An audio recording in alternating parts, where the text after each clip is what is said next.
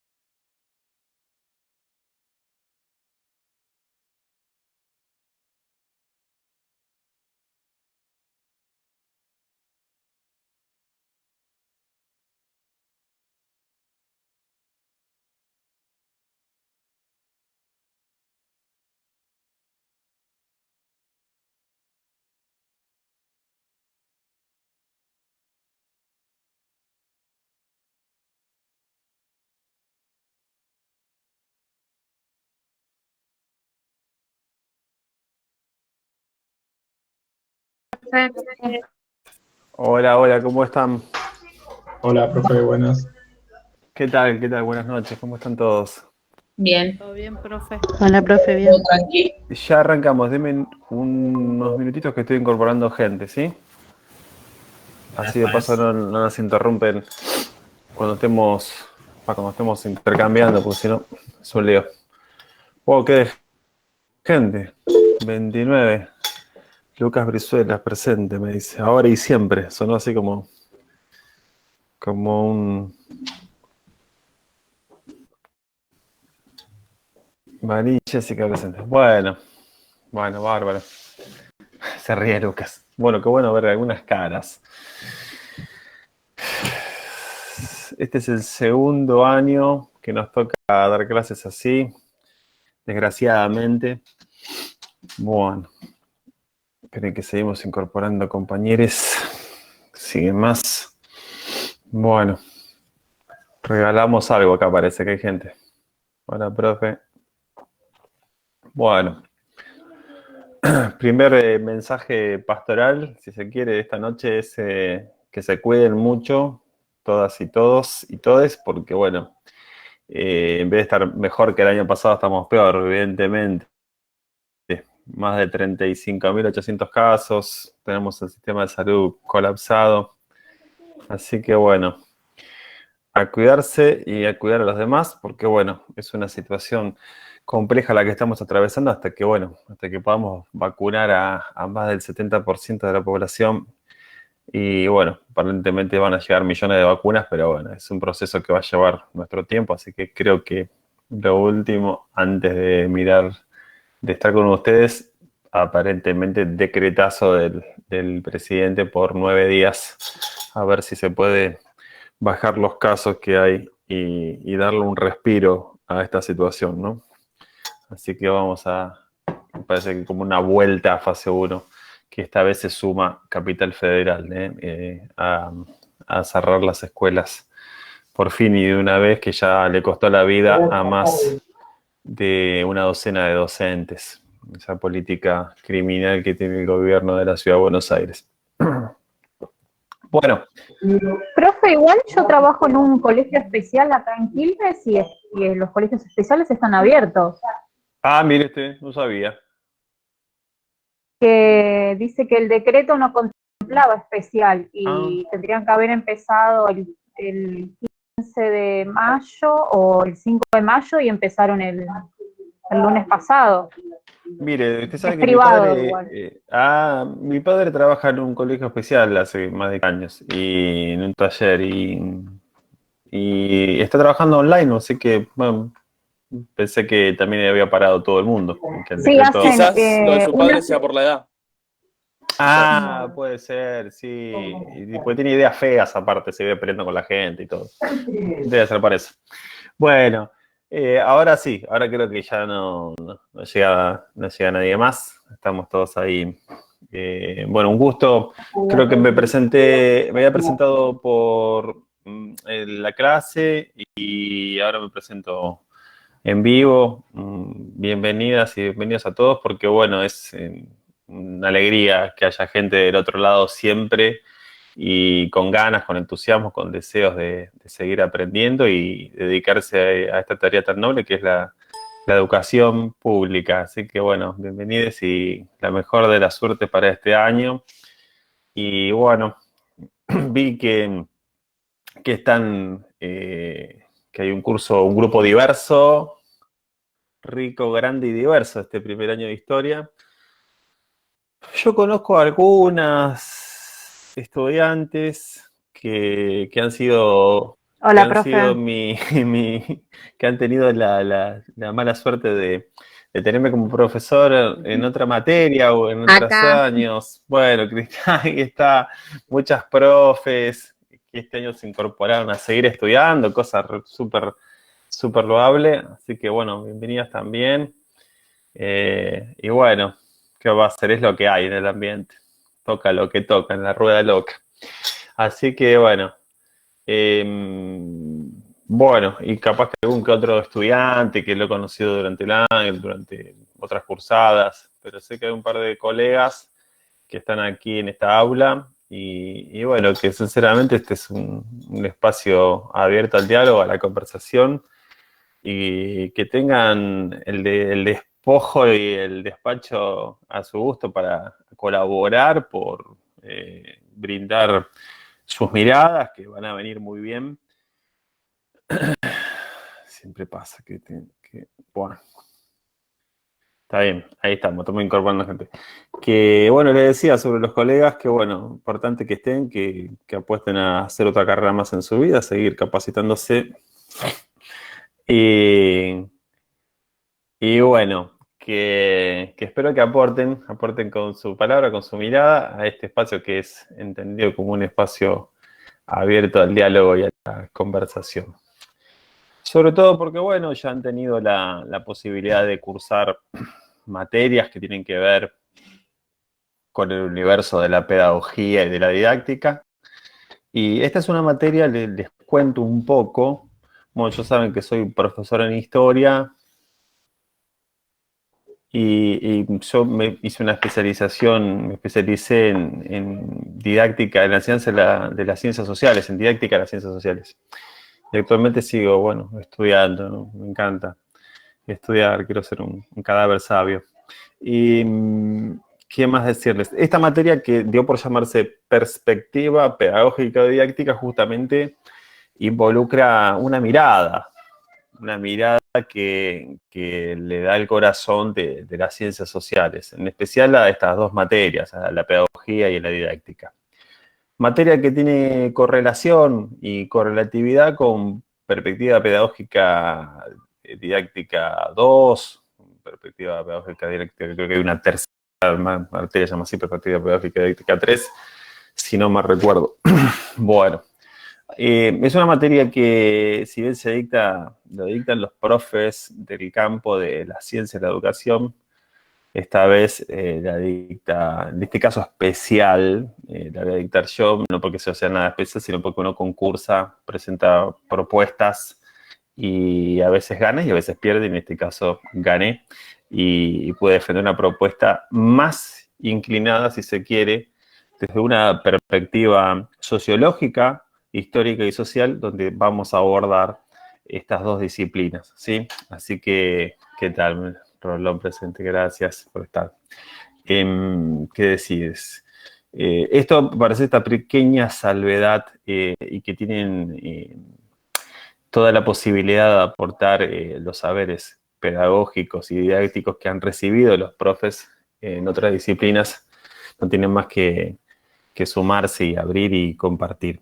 De hecho, yo voy a estar siempre brindando una serie de consejos generales que no son para los que ya han cursado una carrera o aquellos gente que viene con más training de estudio, El primer año es un curso diverso, viene gente muy variada, gente que son profes, hay otros que picotearon la universidad y hay otros que están acá para ver qué onda, y hay otros que vieron luz y se arrimaron y todos son todos bienvenidos. Así que es buenísimo que eso así sea. En general yo voy a ayudar a meter mis miradas a aquellos que no entienden nada. Y ese me parece que es el mejor de los lugares. Y dar por entendido siempre que los demás no tienen por qué entender. No desde un lugar de soberbio, de un lugar de que yo supiera que la tengo clara o entiendo algo, que la verdad que todavía no entiendo muchas cosas, no entiendo nada tampoco. Pero bueno, siempre voy a andar haciendo referencias que por ahí son elementales o consejos que son prácticos, en algo que dio por llamarse alfabetización académica o acompañamiento académico. A algunas y algunos le parecerá que es una pérdida de tiempo y para otros les será de ayuda esta serie de consejos que siempre voy brindando. Primer año es un año de formación básica.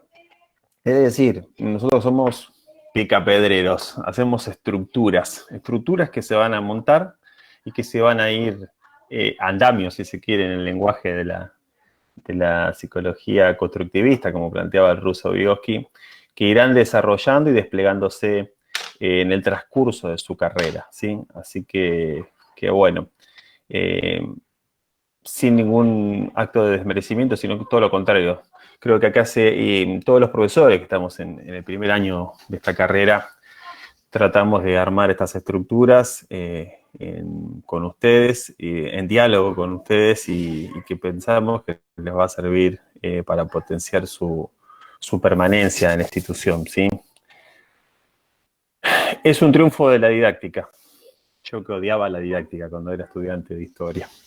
Esta idea de pensar que no alcanza con leer y con escribir para sostenerse y sobrevivir en una institución escolar, universitaria o terciaria. En estos casos somos un profesorado terciario no universitario, no digan que van a la facultad, digan con orgullo que quieren ser profesores y creo que ese es un plus. Acá enseñamos a enseñar.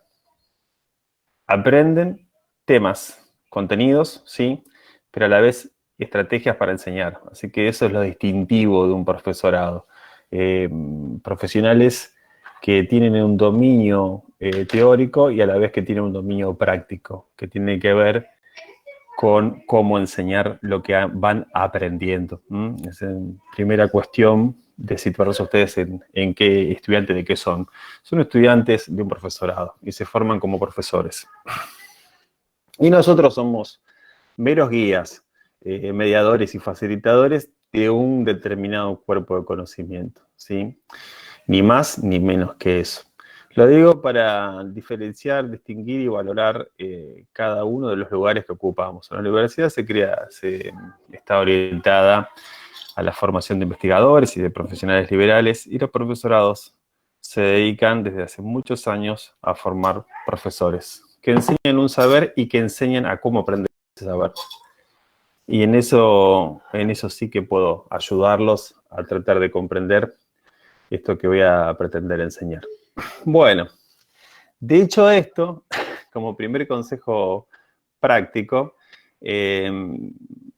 voy a ser autorreferencial. Yo cuando empecé la carrera de profesorado a veces me perdía porque hay muchas materias que se llaman parecidos, pedagógico, didáctico, filosófico, didáctico. Sean ordenadas, tengan carpetas, busquen la manera de diferenciar las cosas los materiales, ármense maletines digitales o como mejor a ustedes les cuadre, porque hay muchas materias, se cursan muchas materias durante el año, son 12 o 14 materias, no recuerdo bien, es una animalada de materias, y uno puede confundirse, y es muy importante, sobre todo en esta cuestión de la virtualidad, tener un determinado orden. Una cuestión que tiene que ver con el orden a la hora de los estudios de no confundirse de qué materias que son muy parecidas, el campo de la fundamentación se llama a todas esas materias que están metidas con lo didáctico, lo filosófico, lo pedagógico, etcétera, etcétera. Y las materias específicas del campo que tienen que ver con la historia, que son muy poquitas en primer año. Eso por un lado. Segunda cuestión, bueno, tiene que ver con cierta seguimiento y técnica de estudio que por ahí en el curso de ingreso ustedes empezaron a conocer o a afianzar, y que tiene que ver con que un profesional que se dedica a la educación tiene que saber o tiene que desarrollar algunas habilidades. Una cuestión es la comprensión, otra cuestión es el análisis, que es separar en partes las cosas que uno estudia, y otra cuestión de las más complejas es explicar de manera oral y de manera escrita las cosas que vamos comprendiendo, estudiando y analizando. Y para empezar a meternos en nuestra disciplina de las ciencias sociales, yo elegí el camino de empezar por los paradigmas. Vamos a ver, yo después les doy un momento para que puedan intervenir y hablar. Vamos a ver que, a diferencia de otras disciplinas, del campo de la disciplina de las ciencias naturales, nosotros tenemos un paradigma en las ciencias sociales que es propiamente o específicamente un paradigma analítico. Es decir, que no hacemos experimentos para corroborar nuestras ideas, ¿sí?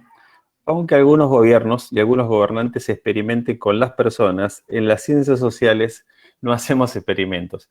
Tenemos un paradigma interpretativo analítico. Es decir, que van a ver que a lo largo de distintas materias del universo social hay distintas teorías, conceptos y autores que tratan de entender, de comprender, de analizar y de explicar distintos problemas sociales.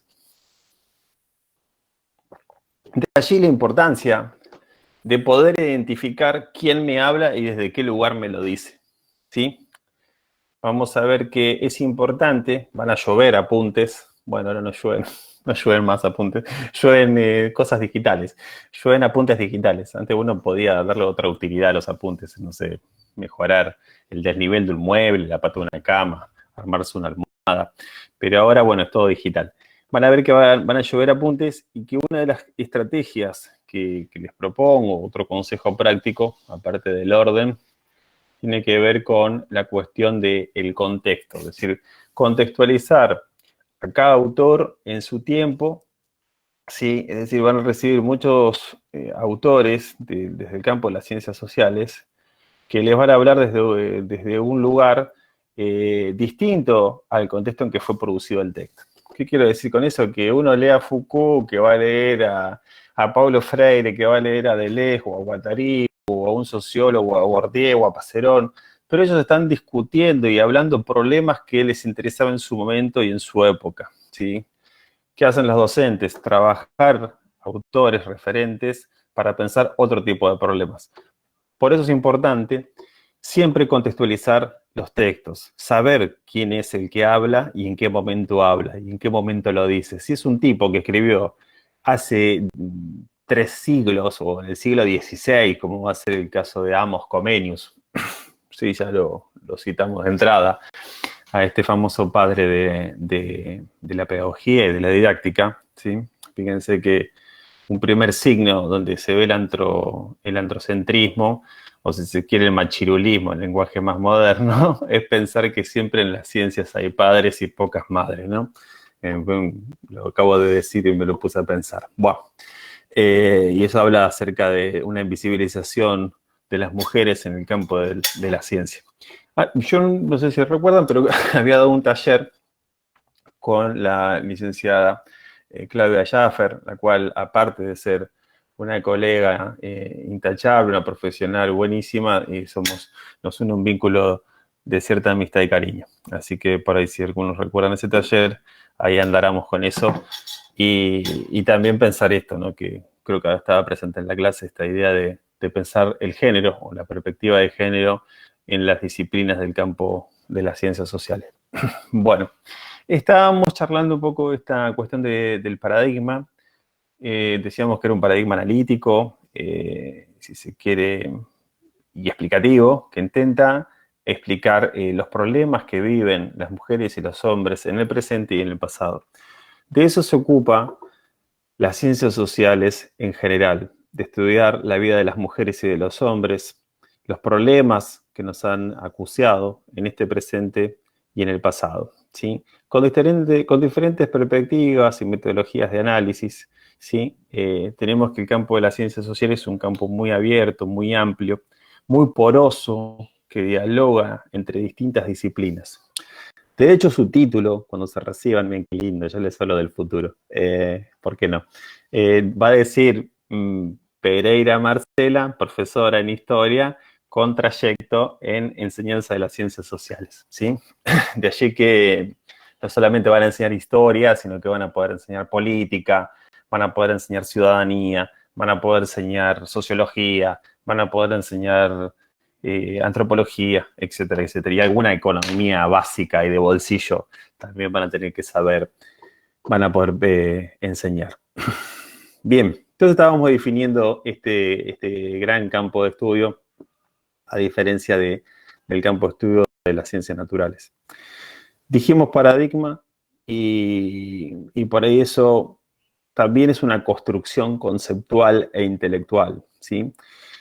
En las ciencias sociales por eso es tan importante los autores, ¿sí? Y los conceptos que crean los autores para capturar la realidad, para sacarnos de ese caos y tratar de darle un orden explicativo a lo real. Es decir, las ciencias sociales producen teorías que tratan de explicar la realidad social. Tenemos problemas, como toda ciencia, fíjense que las ciencias naturales también, tenemos el problema de la pandemia, se estudian esos problemas, uno se informa, los conoce, ¿sí?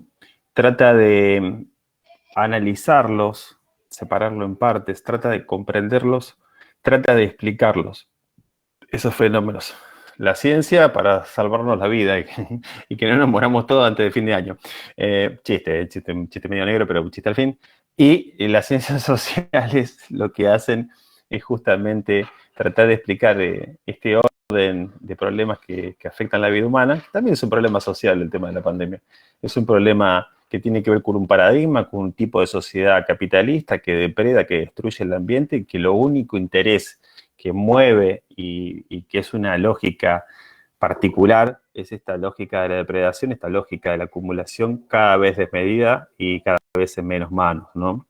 Uno cuando ve esto también piensa en el orden de lo social, que es lo que pasa cuando hay 2 o 3 países que acumulan todas las vacunas que pueden acumular para vacunar a su población y a otra población más, ¿no? Estados Unidos tenía vacunas de más, Canadá y otros pocos países. Hasta que se dieron cuenta casualmente, Biden, que pensó en liberar las patentes medicinales, ¿no? Las patentes de la vacuna para que todos los países puedan producir. Saben que no se puede producir si uno no tiene la patente. Capitalismo no es justamente una historia de amor, como ese gran título del documental de Michael Moore. Véanlo, vean cine, que el cine nos ayuda a comprender el mundo social. Mi primera recomendación cinematográfica va a ser esa, Capitalismo, una historia de amor, un documental del Gordo Moore, para cariñosamente, donde él explica, trata de analizar, es un documental tesis donde explica o trata de explicar qué es el capitalismo. Un gran documentalista norteamericano, ganador del Oscar con ese gran documental que fue Bowling for Columbine, un gran documental. Sigo. Vemos que es un mundo tremendamente injusto, un mundo que tiene concentrado como nunca el capital y la riqueza en el 1% de la humanidad. O sea, el 1% de la humanidad tiene lo que le falta al otro 6.000 millones de seres humanos. Decía lo de Biden, liberando las patentes, porque se dieron cuenta que cuanto más se reproduce el virus, más se muta. Entonces es difícil aniquilarlo, ganarle alguna batalla al virus. Entonces, bueno, la idea es que todos los países del mundo puedan producir vacunas libremente y que puedan, de una vez por todas, ir ganándole algunas batallas a esta pandemia que nos tiene en vilo. Pero fíjense que todo se relaciona. Estos problemas que tienen que ver con el mundo social, con el tipo de orden social que tenemos. Vuelvo. Tenemos un paradigma, tenemos a las ciencias sociales, tenemos un objeto de estudio, que es la realidad social, ¿sí? Y tenemos que lo que tratamos de hacer en este campo de estudio es analizar comprender, analizar, explicar de manera oral y de manera escrita, y sobre todo, aquí hay algo que tiene que ver con cierta finalidad ética y política que tiene las ciencias sociales, y que espero que alguna gota de eso lo tienen los estudiantes del profesorado en historia, que es la idea de transformar, ¿no? Transformar esas cosas injustas, esas cosas tremendas que no queremos que sigan en pie. Sí, hay una finalidad que no solamente es, uy, qué mal que están las cosas, che, el tema es qué hacemos para mejorar eso. Y creo que en esa interpelación las ciencias sociales se distinguen por esa idea de generar un compromiso ético por el cambio, por la política, si se quieren. No porque, porque uno deba afiliarse a un partido político, no en ese sentido, sino en el sentido que lo plantea Rancière. La política es la acción que entablan los seres humanos. Nosotros hacemos política con nuestras acciones, incluso cuando no hacemos nada. También es una decisión política, ¿sí? Y la educación no escapa de eso. La educación es un hecho político por excelencia, como lo planteaba Freire y todas las teorías críticas y dentro de las pedagogías críticas. Sigo un poquito más. Entonces tenemos este concepto de paradigma que fijamos a las ciencias sociales, un objeto de estudio, algunas finalidades que estudiamos, ¿sí? Los problemas de la vida humana, cómo estudiamos, a partir de qué herramientas o metodologías conceptuales, a partir de qué modos de conocer nos aproximamos a ella y para qué estudiamos esto, ¿no? Que tiene que ver con grandes sentidos que pueden ser la transformación de la sociedad injusta en algo más justo, ¿sí? Una finalidad política, y también objetivos más cortos, que es aproximarnos al entendimiento de la realidad o del mundo social en el que vivimos. Un poco viene este discurso a pensar la clase que les dejé, ¿sí? Así que por ahí nos aproximamos. Un detalle más, si se quiere, de índole técnico-conceptual, ¿sí? Para que se entienda bien. Por eso es la importancia de los autores, por eso es que conocemos que no vale lo mismo conocer algo por arriba que conocerlo en su sustancia. Entender si Paulo Freire nació en Brasil, en Pernambuco, desde dónde está hablando ese señor, qué era lo que hace, contextualizar ese pensamiento, por qué pensó lo que pensó ese autor en ese tiempo y en ese momento. A nosotros siempre nos enriquece, siempre nos brinda más herramientas para tratar de comprender ese pensamiento en su plenitud. ¿Sí? Porque justamente lo que hacen es crear conceptos que nos ayudan a interpretar mejor, incluso a poder darle un sentido al mundo, ¿no? Las palabras y las teorías interpretan ese mundo. Bueno. Y como decía, fíjense que hoy, ya que cité a autores, cito a otro que me gusta mucho, que es a Karl Marx, ¿no? Karl Marx es un gran pensador alemán que se sigue enseñando en todas las universidades del mundo capitalista incluso. Se distinguió por una obra capital, una obra capital, una obra, si se quiere, máxima en su producción como cientista social, que fue el Das Kapital, ¿no? El Capital de Marx, donde él estudia de manera analítica y expositiva cómo funciona el orden social capitalista, partiendo de su unidad más pequeña, desde una mercancía. Este gran pensador social, en su parte filosófica, a Marx lo van a ver desde muchas perspectivas de análisis, ¿sí? Incluso en esta materia algo vamos a ver. Hay un Marx filósofo, un Marx economista, un Marx sociólogo, ¿sí? Un Marx historiador. En el Marx historiador, en el joven Marx, aparece esa idea de la tesis 8 de Feuerbach, donde él discute y polemiza con esa frase que es brillante y llena de luz para nosotros, ¿no? Donde dice, los intelectuales han querido comprender al mundo, los revolucionarios queremos cambiarlo. Hay algo, una gota de eso en el campo y en el territorio de las ciencias sociales. No solo estudiamos para comprender, estudiamos para tratar de modificar y hacer una sociedad donde podamos vivir todos y todes, donde el otro sea valorado como ser humano y donde la lógica no sea la de acumular ganancia, la de zafar uno y mientras que los demás se hunden, la competencia, el individualismo, todos esos valores que hasta no hace mucho la sociedad bregaba, ¿no? Por no hablar del gobierno de Macri y otros gobiernos que han pensado que esos valores eran los valores que debían reinar en todos los ámbitos, incluso en el ámbito de la educación. Por eso sugiero otro consejo del pastor de la fuente hoy, estoy consejero, que es que el profesorado no lo resuelve una mente brillante, un tipo o una chica porque es muy inteligente y se sacó siempre 10 en la secundaria o en los trabajos prácticos que hizo en la carrera anterior. El profesorado se resuelve en comunión, otra palabra media cristianoide, o en comunidad con los demás. Es importante que se ayuden, que entablen vínculos, que dialoguen, que piensen, que discutan entre ustedes los materiales, porque el conocimiento social tiene una particularidad, es construido con el otro y con el otro, socialmente, y es apropiado singularmente, es decir, hay algo de la producción social del saber que compartimos entre todos y que nos apropiamos de manera individual. Entonces, toda estrategia que tenga que ver con armar grupos de WhatsApp, con que puedan juntarse de manera virtual, a charlar, a discutir, a pensar juntos con los demás, es una estrategia que a ustedes les va a venir más que bien y es bárbaro para que ustedes puedan desarrollarse, aprender y seguir sosteniendo su educación en un profesorado que exige mucho tiempo de sus vidas, porque son muchas las materias, porque es mucho el tiempo, etcétera, etcétera, etcétera. O sea que con trabajo, con mucha voluntad y con mucho colectivismo, la gente se recibe y aprende junto a los demás. Creo que ese es uno de los caminos que también les sugiero en esta noche. Bueno, una cosa más. Si se quiere más técnica, cuando hablamos, bueno, voy a dejar que hablen un poco ustedes porque si no, empiezo y no la corto más.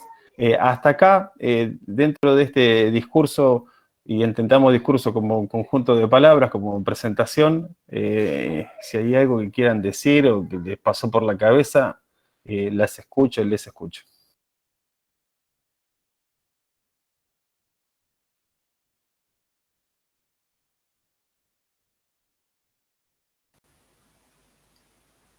No, algo por ahí que uno tiene erradamente en la cabeza, ¿no? A veces uno piensa en la discusión como algo malo, ¿no? Y sacar ese concepto y discutir en el buen término, ¿no? De la discusión, en el intercambio de ideas y en el enriquecimiento de la persona, ¿no? Siempre hablamos de esto, ¿no? Acá en mi familia o en el lugar de trabajo, siempre con respeto, vos podés decirme lo que quieras, ¿no? Es como, bueno, hay una discusión, un intercambio de ideas, pero siempre con respeto. Y me parece que eso es lo que usted está hablando, ¿no? El enriquecimiento de nosotros como futuros docentes se basa en eso, ¿no? Que no todos tenemos, no venimos todos con el mismo bagaje cultural ni educativo, y está bueno discutir y llegar a un punto de comunión, válgala, y resolver así, ¿no? Un montón de cosas que tenemos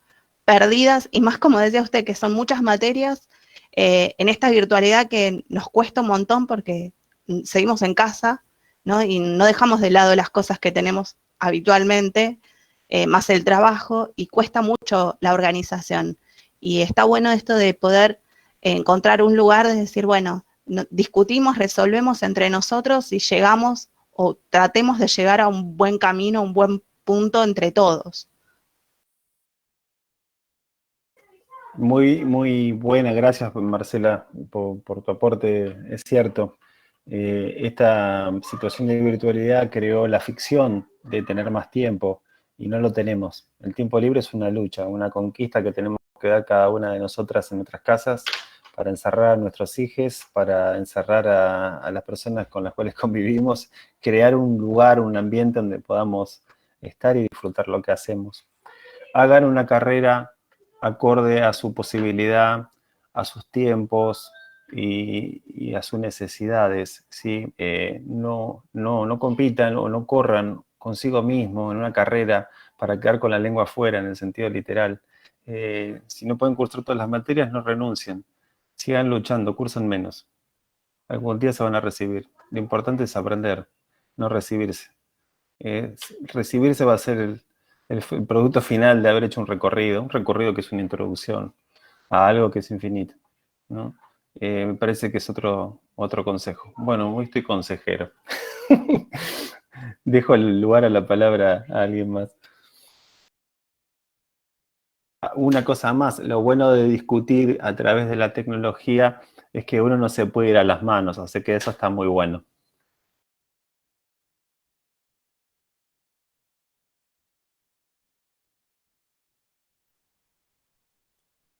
Hola, profe, buenas noches. Eh, a mí me pareció muy bueno cómo hizo, ¿no? Lo aplicó al día de hoy, ¿no? El tema de poder trabajar en conjunto con los compañeros, ¿no? Porque a veces uno está trabajando, el otro está con los chicos, y entonces puede ir ayudándonos. Y justo nos da también la libertad de expresión, porque podemos hablar, hoy es un momento en que podemos decir lo que pensamos, eh, como dijo la compañera, siempre con respeto, y no estar discutiendo, porque hay hasta familias que se separan por temas de política, por cualquier tema que no, a uno no le guste, y poder hacerlo, porque también el trabajo que usted envió del tema de Pink Floyd estuvo muy bueno para poder pensar muchas cosas. Tema, Moreno, tu palabra, tu aporte. Sí, sí, bueno, ahora pasamos a, si no hay ni algún otro comentario que quieran hacer, seguimos y está bueno, nos metemos ahí. Yo tengo una pregunta, profe. Buenas noches. ¿Todo bien? Eh, Cuando usted se enteró que... ¿Qué tal, Guillermo? ¿Todo bien? Cuando usted se Sí, a enteró veces que hablo y tenía me que tengo que dar... reír. Cuando usted se enteró que tenía que dar clases así virtuales por todo el quilombo y todo esto, ¿cómo se lo tomó? ¿Cómo empezó? Porque me imagino que si en algún momento nos llega a tocar a alguno de nosotros, vamos a estar Ah, es una así. entrevista, ay, Dios, pará, que Una me pongo más pregunta, curioso. no, me pongo más luces, no tengo maquillaje, nada, Dios mío. No, mira, Guillermo, cuando me sucedió esto, la primera impresión era quererme cortar las venas, matarme, no sé, una cosa por el estilo. Creo que eh, nosotros, la mente es conservadora, tiende a no gastar demasiada energía. Y fue un sacudón tremendo pensar que yo mandaba correos electrónicos con la computadora y era toda mi habilidad, ¿no? Había hecho una carrera virtualmente, había recibido clases virtuales, pero no había dado clases virtuales, cosas muy distintas. Me ayudó igual haber hecho una carrera en enseñanza de las ciencias sociales de manera virtual, pero fue un desafío tremendo. Creo que fue el año pasado un cuatrimestre de muchísimo estrés para todos, es una cosa increíble. Aparte, en casa teníamos una sola compu. Wow, no, bueno, lo cuento. Y mi hijo está en edad escolar, hacer los deberes, y bueno, para no asesinarnos entre todos, tuvimos que comprar otra computadora, habilitar espacios. Bueno, ahora pues está todo más calmado, pero si no me salta el gato, el perro, mi nene. Uno está invadido en su hogar. Distinto cuando uno va y suspende todo lo que tiene que hacer en el hogar y se va a un lugar a estudiar y va para ahí, para eso. Por eso digo que es importante armarse un espacio para uno y tratar de que ese espacio sea un espacio de placer y de deseo, ¿no? Creo que la educación está sostenida en el deseo. Sin deseo no hay nada. Espero haberte respondido, Guillermo. Bueno, Miguel, ¿querés decir algo? Dale. Sí, iba a decir algo, pero Estábamos que estaba ahí buena noche, como profe. Juan Pistolero. Claro, claro, sí, sí, sí, sí.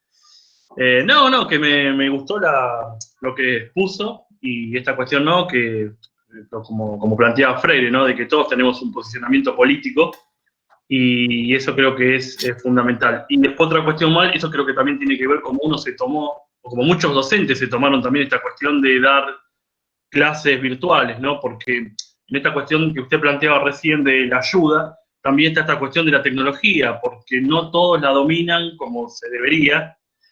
Y creo que eso, el año pasado yo estuve cursando, bueno, por cuestiones personales tuve que dejar el Instituto 50, y bueno, terminé en amistad con algunos docentes y terminé capacitando a algunos docentes en plataformas como el Info, Classroom y todo ese tipo de cosas, lo cual como bien decía usted, ¿no? O sea, está esta cuestión de la solidaridad, ¿no? Porque no todos tienen los mismos conocimientos. Y está bueno compartir las cosas, no guardárselas. Y sobre todo ayudar al compañero, ¿no? Porque creo que acá, si el día que uno se reciba, llegamos entre todos, porque creo que es así la cuestión. Gracias, Miguel, por tus palabras.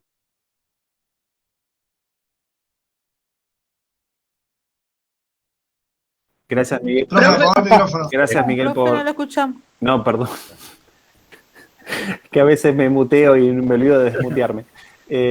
Igual cuando escriben en el chat, yo igual voy mirando, pero bueno, la vejez, es vejez, directamente. Y gracias, Miguel, por tus palabras y bueno, por haberte cambiado de instituto, que bueno, que ese instituto es una porquería y el nuestro es mucho mejor. No, mentira, Miguel.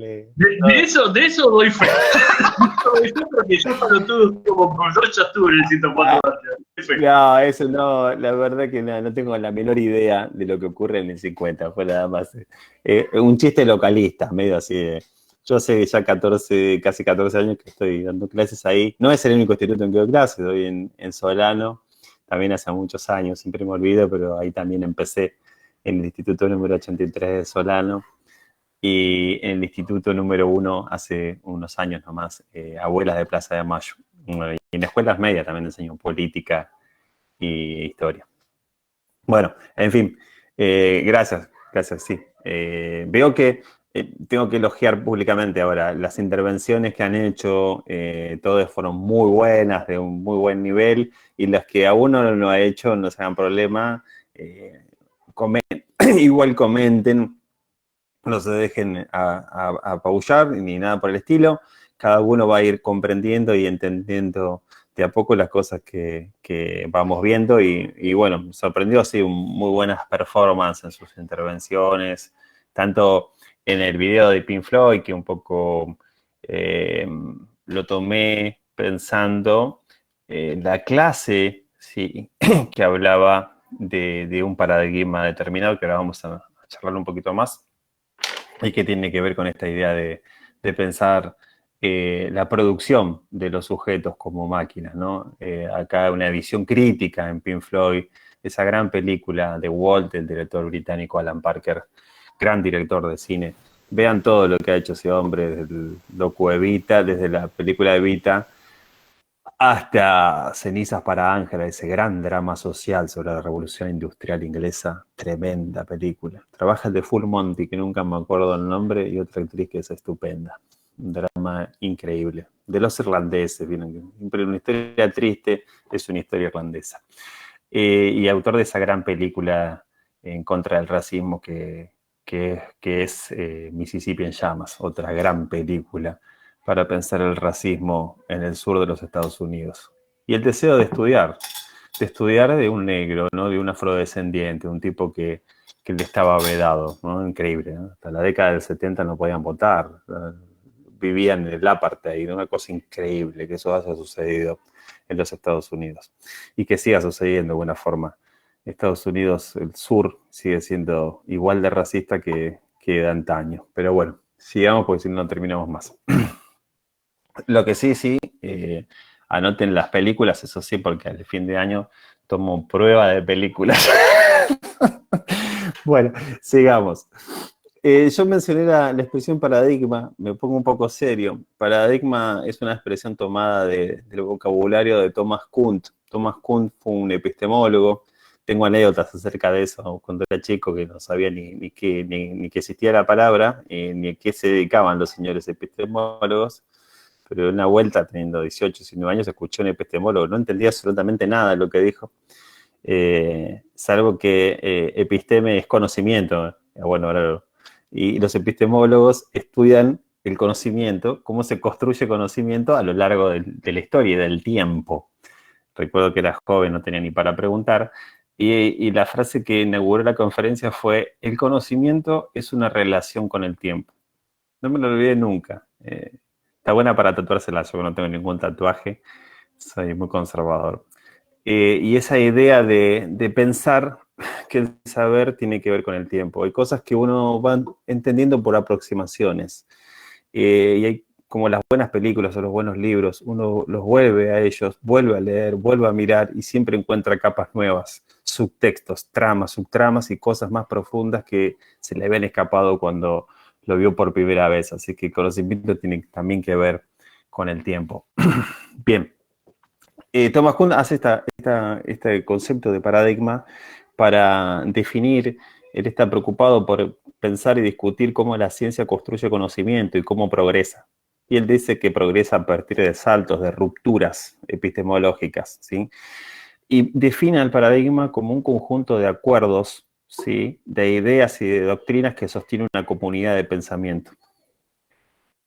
Y desde esa definición de paradigma es que uno puede pensar en distintos paradigmas epocales. Ustedes vieron que hay una línea de tiempo vieja y clásica, la del libro de Ibáñez, que nos enseñaron a nosotros. Yo hablo así, porque por ahí chicos de la secundaria no tienen ni idea de qué les digo, pero no importa. Le vi un viejo libro de Ibáñez y López Raffo, toda esa gente que, bueno, se enseñaba con esos manuales desde la década del 50, 60, 70, 80, bueno, se siguió durante décadas enseñando historia con esos viejos manuales, de Cosme de Medici, toda esa gente, wow. Va, el viejo Ibáñez teníamos las líneas de tiempo, recuerdan que hay una idea de dividir el tiempo en edad antigua, media, moderna y contemporánea. Esa es una línea de tiempo, esa idea de tiempo lineal que es muy occidental y cristiana, esa idea de definir el tiempo de manera lineal y encima que está tomada por el nacimiento de un profeta que todo el mundo conoce, que aparece en la estampita con la cruz, que es el nacimiento de Jesús, ¿no? Dividiendo el tiempo en un antes y un después del nacimiento de este profeta en el que creen los que creen en la leyenda cristiana. Entonces tenemos ahí, siguiendo a Thomas Kuhn, esta idea de paradigmas, ¿no? Que un poco empecé hablando de esta idea de un paradigma de las ciencias sociales, ¿no? Entonces, bueno, durante la Edad Media si se quiere, vamos a ver que vamos a hacer un recorrido cuando vayamos en el próximo texto que van a leer, que es el nacimiento de las ciencias sociales como disciplinas científicas. Vamos a ver que hay una historia de nuestras propias disciplinas en la cual nos vamos a encontrar con la pedagogía y la didáctica, así que no se preocupen. Pero vamos a ver que la historia del pensamiento humano va a haber un recorrido que vamos a hacer durante todo el mundo antiguo, donde va a haber un pensamiento que tiene que ver con explicar lo real y lo natural a partir del mito y la leyenda. En la Edad Media, a partir de un paradigma teológico y feudal que tiene que ver con la forma de producción de la época, a partir de los siervos de la gleba, y una relación con los señores feudales y sobre todo de la iglesia, lo real y lo natural, era explicado a partir de las sagradas escrituras de la Biblia, ¿sí? De un dogma, no el dogma 95 de Lars von Trier en el cine, sino en el dogma en sentido de una estructura de pensamiento cerrado que no admite ningún tipo de cuestionamiento crítico, ¿sí? Sostenido en la fe, ¿sí? Y que hacía teorías explicativas acerca de lo social y de lo natural. Le hace el geocentrismo, le hace el hombre como criatura divina.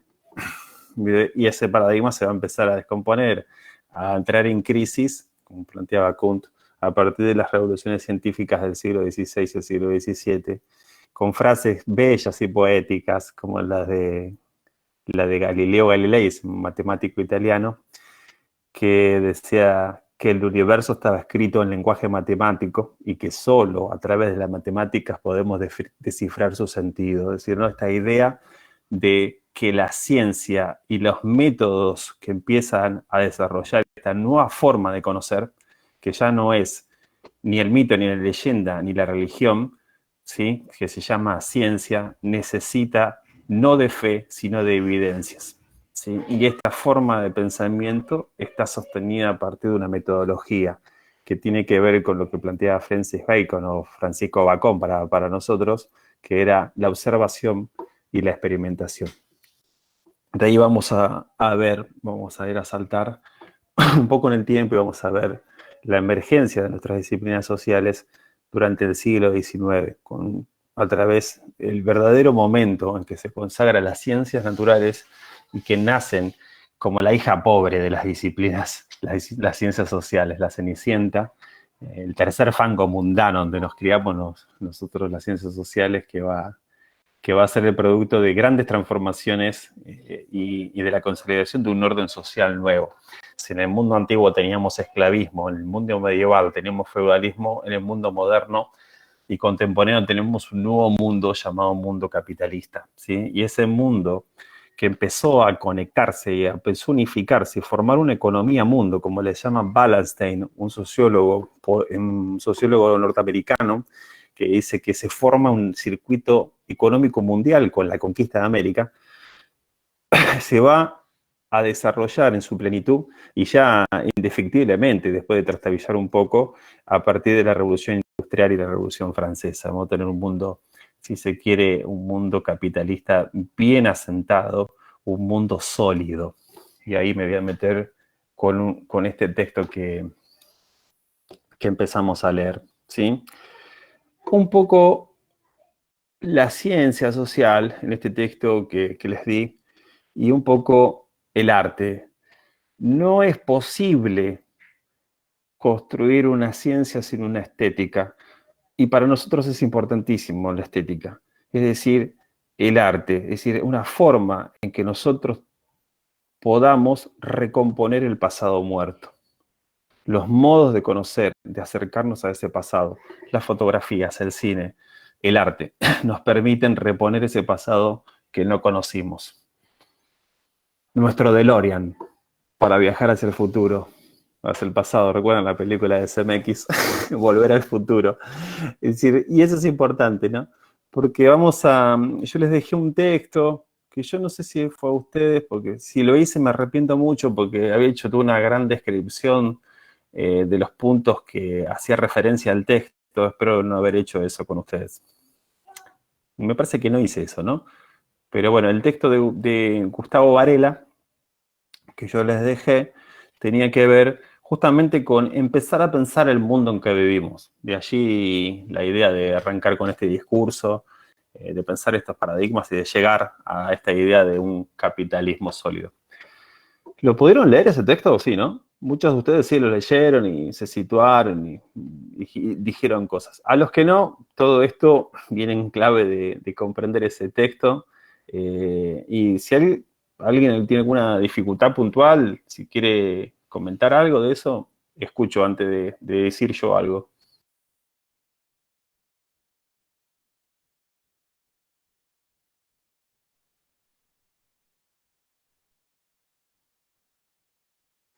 ¿Son obligatorias las películas? No, estoy jorobando. Salvo que yo proponga analizar una película, eso es otra cosa. No, las películas no son obligatorias. Simplemente no, profe, debe ser porque está Luna Avellaneda en el texto para verla. Por esa razón el texto. Sí.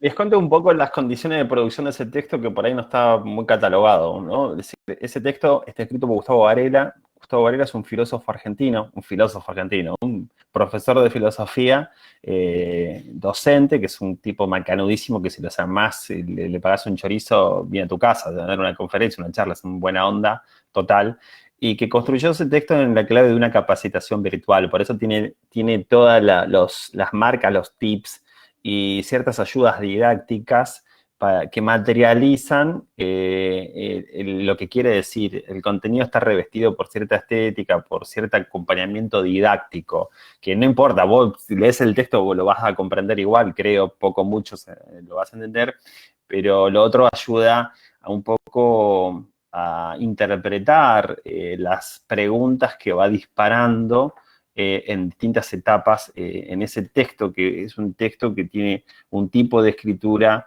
ensayística, es un ensayo que él se propone pensar en qué mundo vivimos, ¿sí? Un poco la invitación de hoy era eso, presentarme yo, presentar un poco la materia y presentar esta situación, esta gran pregunta que no tiene una resolución rápida, sino que es una invitación abierta y invita a aproximarnos a él. ¿Por qué fue todo este discurso acerca de los teóricos y de los autores? Porque ese texto lo que hace es una operación intelectual de citar autores para pensar una época. Ese texto está pensando una sociedad en crisis, una sociedad, y la crisis siempre nos deja, como dice un académico amigo, Carlos Melone, en pelotas. Nos deja complejos, nos deja perplejos. ¿Qué es una crisis en términos sociales? Siguiendo a Lenin, a Marx o a Gramsci, el filósofo italiano, el materialista, una crisis es un momento epocal que se vive donde lo nuevo no termina de nacer y lo viejo no termina de morir, ¿sí? Es un momento de transición, podemos pensarlo. Creo que ese texto nos habla de la crisis social y humana y epocal que nos atraviesa. Lo escribió en el 2007-2008, imagínate que ahora nos tapó la crisis, nos recontratapó, pero que tiene que ver eso, con que las crisis despiertan momentos también de cambio, de profundos cambios. De hecho, en la concepción sociológica de Marx, las crisis abren etapas, según Marx, cuando se agotan los modos de producción, una etapa revolucionaria, pero en esa teoría sociológica. Igual no los quiero contaminar con eso, a ver si termino preso por decir eso. Bueno, acá aparece esta idea que sustenta el texto a partir de preguntas. Como buen filósofo saben que la importancia que tiene de generar buenas preguntas que inviten a pensar, a discutir, a pensar lo real, ¿sí? Que nos saquen de esta pereza mental en la cual estamos metidos y embutidos de discutir lo que quiere discutir el Canal 13 y todas las usinas de pensamiento relacionadas con este pensamiento único, que este pensamiento único es el pensamiento de las clases dominantes, como diría Gramsci. Bien. Tenemos ahí esa crisis y un esquema para pensar. Sociedad capitalista del siglo XIX, sociedad capitalista del siglo XXI. Si lo quieren en términos filosóficos, podemos pensar la modernidad versus la posmodernidad. Si quieren pensarlo en términos sociológicos, este capitalismo industrial o un capitalismo financiero y digital. Si lo quieren pensar en términos sociológicos, siguiendo a Zygmunt Bauman, sociólogo polaco, muerto hace poquito, hace unos, no sé si unos días, unos años, yo estoy medio perdido. Pero este sociólogo, impresionante, un tipo desbordante. Escribió Vidas desperdiciadas, La modernidad líquida, y usa metáforas que él construyó para explicar lo que él quiere explicar. Explicar esta idea de que hay una sociedad sólida, capitalista, estructurada a partir del mundo laboral, donde los sujetos tienen un laburo para toda la vida, una familia para toda la vida, una jubilación asegurada, un crédito asegurado para comprarse el rancho, una mujer que lava los platos, le lava los calzoncillos y le da hijos para reproducir cuando en lo demás se vaya a trabajar. Todo esto dicho así ordinariamente y a propósito, ¿sí? Esta idea de una estructura familiar patriarcal sólida. Todas estas cosas, de estas premisas de solidez que tenía este antiguo mundo laboral y capitalista del siglo XIX y principio del siglo XX, ¿sí? Donde el sujeto que trabajaba tenía un relato, tenía como una chapa. Laboré 25 años en la fábrica Añafa. Digo Añafa, se me ocurrió, porque yo viví gran parte de mi vida, nací en un suburbio, en Berazategui, en Plátanos, un barrio de banana, tenía una cosa de loco. Y el relato por el cual se legitimaban los sujetos y las trayectorias de las personas tenía que ver con haber estado en un lugar. El capitalismo del siglo XXI no valoriza eso, tiene otro valor, que es decir, que entraste en McDonald's, te pusieron el chip de Matrix, gran película de los hermanos Wachowski, y pudiste pasar por un montón de lugares. El sujeto va detrás del mercado, del mercado laboral, donde hay trabajo, y se adapta, busca un sujeto flexible que pueda ser adaptado, metáfora acuática, de ahí la idea de la liquidez de los sujetos, y este sujeto ya no puede dar una explicación de vínculos sólidos con los amigos que se juntan a comer asado, jugar el partido de fútbol, comerse un asadito el domingo. Bueno, asado, ¿recuerdan lo que era? Bueno, y este sujeto contemporáneo del siglo XXI tiene un relato fragmentado. No conoce mucho, no tiene muchos vínculos sólidos, ¿sí? Entonces aparecen estos nuevos mundos, si se quiere, o estos mundos que conviven, ¿sí? Que estamos en una situación donde aparece esto viejo y esto nuevo que estoy tratando de contar y de narrar, como narra Gustavo Varela. donde la tecnología tiene mucho que ver, donde Michel Foucault, ahí vamos bueno, a otro de los grandes pensadores de las ciencias sociales, tipo francés, discípulo de Sartre, el tipo que dio clases en el École de Francia, el instituto más distinguido del pensamiento social en Francia. Bueno, marxista, estructuralista, pasó por todo lo que puede pasar un académico. Michel Foucault es un tipo contemporáneo, creo que muere en la década de los 80, por ahí, muere de HIV, él había tenido otra opción sexual en su vida. De allí creo que lo biográfico también lo empujó a pensar la locura, el castigo, las diferencias sociales, el encierro y todas las instituciones de coerción, de vigilancia y de castigo y de corrección de los sujetos desviados. Fíjense cómo habla, ¿no? Le interesa el poder. Le interesa el poder y le interesa cómo el poder construye sujetos peligrosos que son castigados y cómo el orden social normaliza lo que no se debe normalizar, que son las injusticias, las diferencias sociales, cómo los plantea una determinada manera de ser, de estar y de sentir en el mundo. Foucault es un rebelde entre todo eso y es un gran analista de toda esa sociedad, ¿no? Y ve que hay instituciones, el siglo XIX lo caracteriza como instituciones de encierro, de vigilancia y de control, ¿sí? De allí la idea de la arquitectura panóptica que muchos compañeros han notado, de la cárcel, el ejército, la escuela, los manicomios, los hospitales. Él empieza estudiando el poder y le llama poder, y después le dice saber. Y después habla del saber poder y después dice saber. Listo. El saber es una forma de poder. Los docentes ejercemos poder, manipulamos una materia básica que es la subjetividad de los demás. Incluso lo vamos a ver. Cuando enseñamos y nuestro poder lo aplicamos en pro de la democracia y del diálogo. O lo aplicamos en pro de la arbitrariedad, del sometimiento y del autoritarismo. Es poder. El poder atraviesa al conjunto de la sociedad, la disciplina, la organiza, les asigna un lugar. Es decir, y esto es muy interesante, ¿no? Aquí no habla como Marx en un poder focalizado en la burguesía, sino que poder es algo relacional, macropoderes y micropoderes. Papá, mamá me dicen qué debo hacer, quién soy, por dónde piensan en mi futuro, etcétera, etcétera. El poder del padre con el hijo, el obrero con el trabajador, el docente con el alumno. Y macrosocialmente, los tres poderes, los ciudadanos, etcétera, etcétera. Un poder que tiene múltiples direcciones, ¿sí? Y unas relaciones de poder que tienen que ver con las relaciones de mando y de obediencia. ¿Estamos perdidos? No.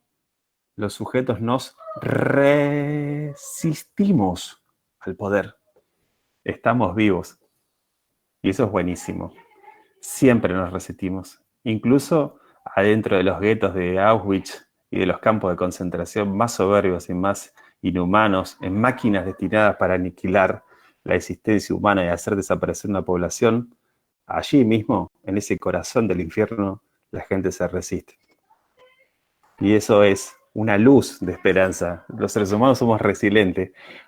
O nos resignamos y nos morimos de hambre ante el discurso que nos da el neoliberalismo de consumir y obedecer, o nos levantamos de pie y resistimos. Esas son las grandes alternativas históricas. O nos morimos de hambre o peleamos. Y nosotros los argentinos somos de pelear. Te la peleamos hasta debajo del agua. En este sentido, es muy interesante el texto de Gustavo Varela. Creo que no dice todo esto que estoy diciendo, me estoy divirtiendo un poco, pero pasa por estos lugares. A Foucault, la idea del control y la vigilancia, del panóptico como una arquitectura de control, donde uno mira y no es visto en la torre de control. Fíjense que eso está en las escuelas, ¿no? Clima áulico le llaman. Si está todo tranquilo, no hay ruido, por más que estemos leyendo el diario y yo esté en otra, hay buen clima áulico. Hay una idea de la pasividad, ¿no? Del orden como un clima ideal para aprender. Esta idea del control, de los cuerpos, de la disciplina, de los tiempos, de la organización. idea que se complejizó y se desarrolló y la desarrolla un poco más el otro pensador que van a ver, que es Deleuze, en ese artículo donde habla que ya el control no es tan personalizado, que es más, está más asociado al consumo, a la tarjeta de crédito, a la tecnología, etcétera, etcétera. Y acá hay una discusión, si la tecnología, somos tecnofílicos, amamos la tecnología o somos tecnofóbicos, es decir, pensamos que la tecnología es una herramienta más de control y, bueno, etcétera, etcétera, etcétera, etcétera. Así que vamos a pensar ese artículo en esta clave, en la clave de la crisis y en la clave de una transición de un modelo de acumulación capitalista o una transición que se da en la metamorfosis del capital, de un capitalismo sólido, liberal, optimista, como plantea Bauman, o de un capitalismo, hacia un capitalismo nuevo, financiero, tecnológico, donde ha transformado hasta las formas políticas, ¿no? La mercadotecnia de la política, esto de hacer, como se dice, encuestas de calidad de percepción, la Big Data y la mar en coche, que plantean ya que, bueno, los grandes relatos murieron y que la gente es más controlada por Facebook, los dibujitos de la televisión, que por los grandes discursos, ¿no? Esta idea que ha tenido y la ha llevado a su apogeo y que ha hecho ganar las elecciones al presidente Macri y a otros presidentes neoliberales en la Argentina, con un ideólogo que fue Durán Barba, que es un tipo muy interesante para escucharlo, a pesar de que con él no coincido en nada de lo político, ¿no? Pero bueno, alguna cosa más para... Estoy desvirtuándome y hablando muchísimo. Díganme ustedes si quedó algo más pendiente del texto, alguna cosa que no se comprendió, algo.